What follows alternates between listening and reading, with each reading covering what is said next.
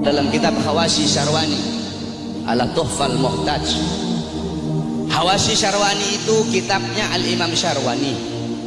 Tuhfal Muhtaj itu kitabnya Al-Imam Ibnu Hajar Al-Haytami, yang dimana Tuhfal Muhtaj adalah syarah daripada kitab Minhajut Talibin Al-Imam Nawawi. Jadi kalau ente orang belajar fikih, ada namanya matan, ada namanya syarah, ada namanya hawashi. Matan itu isi, syarah itu penjelasan daripada matan, hawashi penjelasan lebih rinci daripada syarah. Jadi matan diberi syarah, syarah diberi hawashi. Matannya itu Minhajut Talibin Imam Nawawi, disyarahkan oleh Imam Ibnu Hajar Al-Haytami, yaitu Tuhfal Muhtaj, syarah Minhaj.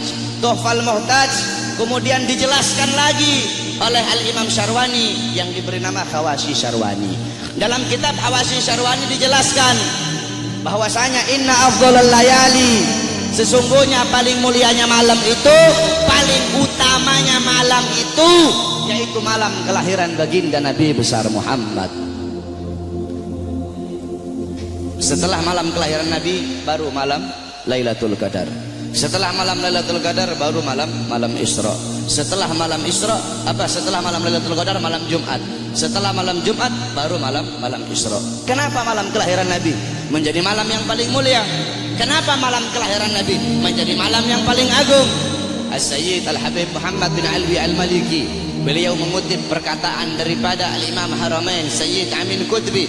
Beliau berkata, Sayyid Amin Qutbi berkata, ya Lailatul Itsnin, madza safahat, wahai malam Senin, apa yang telah menyapamu? Wahai malam Senin, apa yang telah menyapamu? Kau begitu mulia, kau begitu agung, engkau begitu wangi, wahai malam Senin.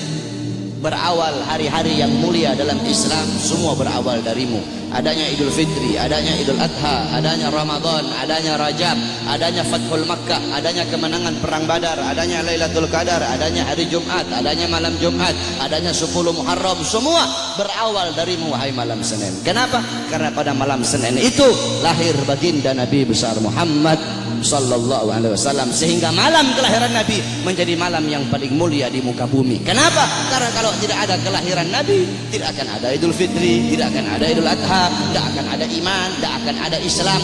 Makanya sampai begitu Allah memuliakan kelahiran Nabi Muhammad, karena begitu Allah ini memuliakan kelahiran Nabi, sampai-sampai orang yang meninggal dalam keadaan kafir, akan tetapi karena dia gembira dengan kelahiran Nabi, Allah ringankan azabnya dalam neraka. Dalam kitab tafsir Bidayah wa Nihayah, Al-Imam Ibnu Katsir, beliau meriwayatkan bahwasanya Sayyidina Abbas bin Abdul Muthalib pernah bermimpi berjumpa dengan Abu Lahab.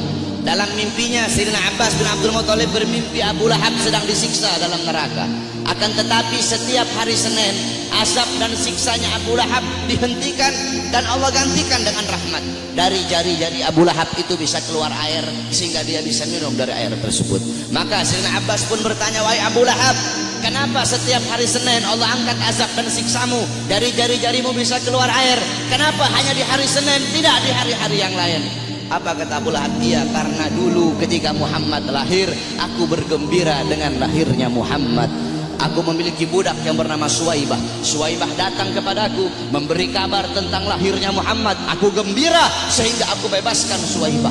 Aku bebaskan dia dari budak. Nah, karena aku membebaskan Suwaibah, karena kegembiraanku dengan lahirnya Muhammad, karena aku gembira sesaat dengan lahirnya Muhammad, maka dari itu setiap hari Senin Allah angkat azab dan siksaku. Itu Abu Lahab. Setiap hari Senin Allah angkat azab dan siksanya hanya karena bergembira sesaat dengan lahirnya Al-Mustafa. Maka bagaimana dengan saya dan kalian kalau kita bergembira seumur hidup kita dengan lahirnya baginda Nabi besar Muhammad? Oleh karena itu, saudara-saudara, kita duduk di sini memuliakan kelahiran Nabi, mengagungkan kelahiran Nabi.